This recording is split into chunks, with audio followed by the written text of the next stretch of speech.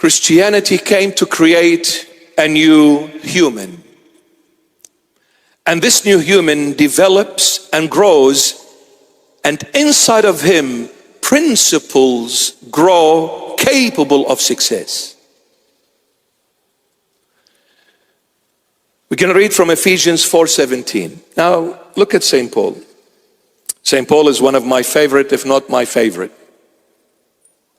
He's amazing in his teachings. Ephesians 4:17. This I say therefore, and testify in the Lord, that you should no longer walk as the rest of the Gentiles walk, in the futility of their mind.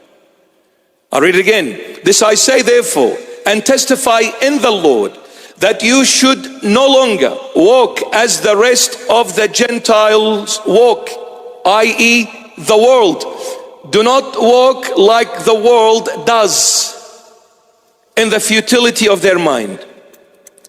So then, the question is, St. Paul, how can we no longer walk as the rest of the Gentiles walk? He gives an answer in Ephesians 4:22-24. Listen to this. That you put off concerning your former conduct the old man which grows corrupt according to the deceitful lusts, and be renewed in the spirit of your mind, and that you put on the new man which was created according to God in true righteousness and holiness. So how can I stop walking like the world does?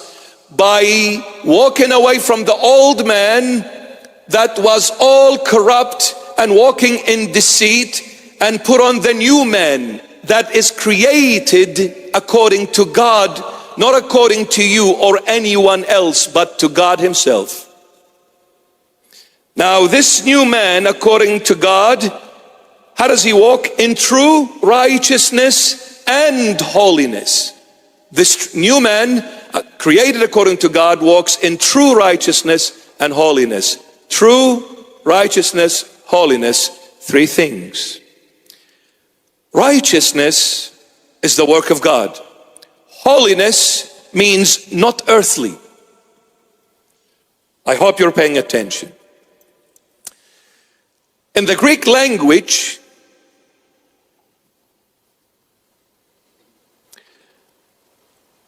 there is a word called agios, and I hope I'm pronouncing it correctly because I don't speak Greek.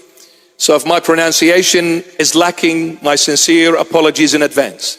But if there is anyone of a Greek descent, please do correct me if I'm mispronouncing it. I love you. Somebody's smiling, looks like they're Greek. Agios is a compounded word, two in one. Agi, not, yos, earthly. That is a holy man. That's holiness. What is holiness? Agios.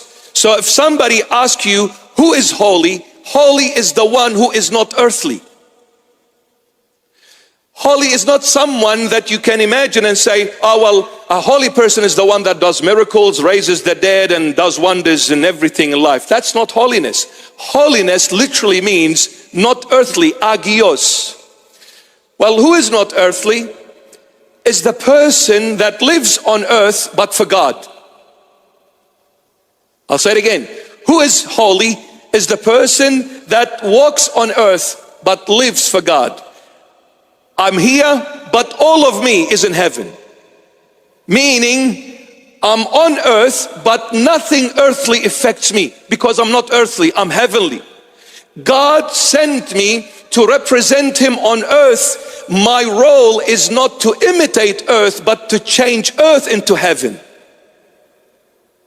Now that is holy. Now that is holy.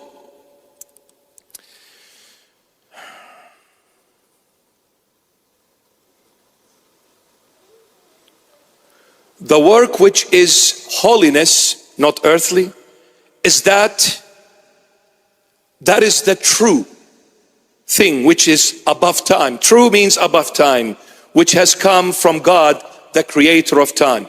This new man created according to God, he walks in true righteousness and holiness. True means above the time. Righteousness does the work of God. Holiness, not earthly. living for God, walking on earth. Now verse 24 of Ephesians 4, and that you put on the new man. It's an order, put on the new man. Now the word putting on, here it does not mean same as putting on clothes. When St. Paul talks in Ephesians 4:24 that you put on the new man, putting on is not the same as putting on clothes, but rather like a bird putting on its feathers and the earth putting on its greenery.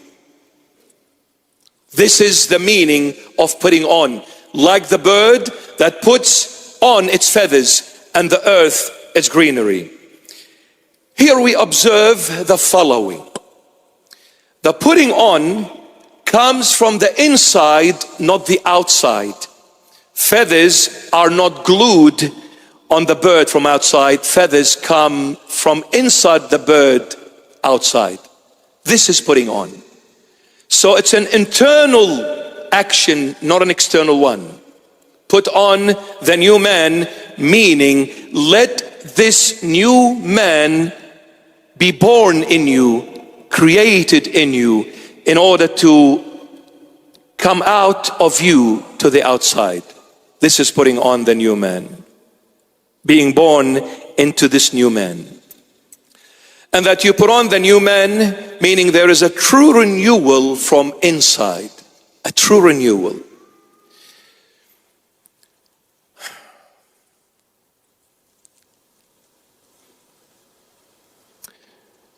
We said Christianity did not come to bring laws, what is right and what is wrong.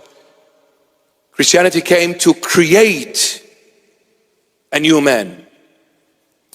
This new man, in him, develops and grows principles that are capable of making that Christian family a successful one.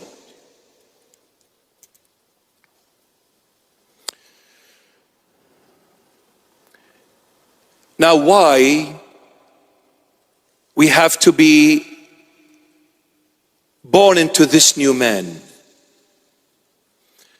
Because, my beloved, any external principles, what do external principles do to the person? It conquers the person. They do not create a person. It conquers the person. Principles from outside are heavy, unwanted, because they are imposed upon us. Anything that comes from outside, we don't like. Why? Because it is imposed. You have to do this. You have to follow this rule. You have to go over there. You have to come over here. Anything that I have to is uncomfortable. I do not want it. I reject it. So external principles are laid heavily upon me. They do not create me. They enslave me, in fact. Enslave me. That's the best and the ultimate they can do. Christianity did not come to impose principles from outside. Christianity came to create a new human being. A new human being.